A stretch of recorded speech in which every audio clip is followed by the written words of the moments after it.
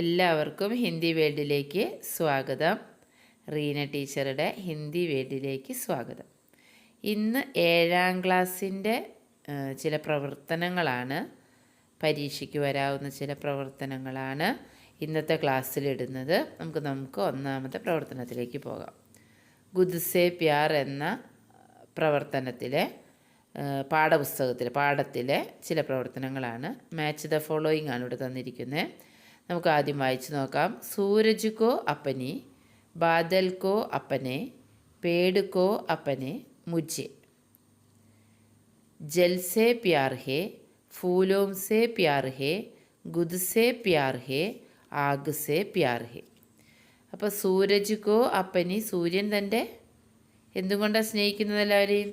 ആഗ് say Pyaar ഹെ, അതിൻ്റെ ചൂടുകൊണ്ട്, അഗ്നി കൊണ്ട് സ്നേഹിക്കുന്നുണ്ട്. ബാദൽ കോ അപ്പനെ, മേഘം എന്താ ചെയ്യുന്നത് അപ്പനെ?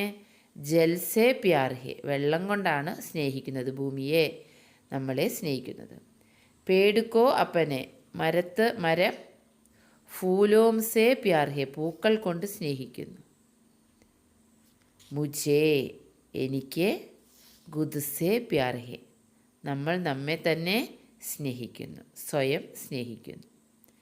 സൂരജ് കോ അപ്പനി, ആഗ് സേ പ്യാർ ഹെ, ബാദൽ കോ അപ്പനെ, ജൽ സേ പ്യാർ ഹെ, പേട് കോ അപ്പനെ, ഫൂലോം സേ പ്യാർ ഹെ, മുझे ഗുദ് സേ പ്യാർ ഹെ. രണ്ടാമത്തെ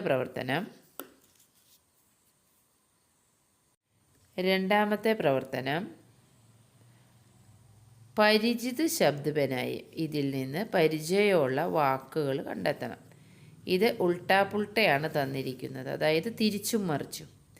യാ, സി, ഗ, ത, അതിനെ തിരിച്ചു മറിച്ച് എഴുതുമ്പോൾ എങ്ങനെ കിട്ടും? ഒരു മീനിങ് ഫുൾ വേർഡ് കിട്ടണം. ഗാസിയത്ത്. പ്ര, സ, ന, ശ. പ്രശാസൻ, പ്രശാസൻ. ല, മാ, സ്തേ, ഇ, ഇസ്തേമാൽ, ഇസ്തേമാൽ. യ, മേ, ഗ, ല, മേഘാലയ്, മേഘാലയ്.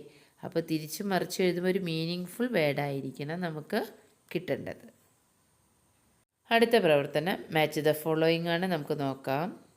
एशिया का सबसे साफ सुथरा गाँव है.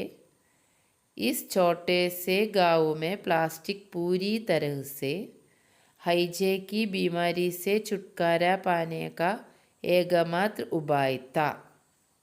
सफाई करना, मावलिन्यों प्रतिबंधित है.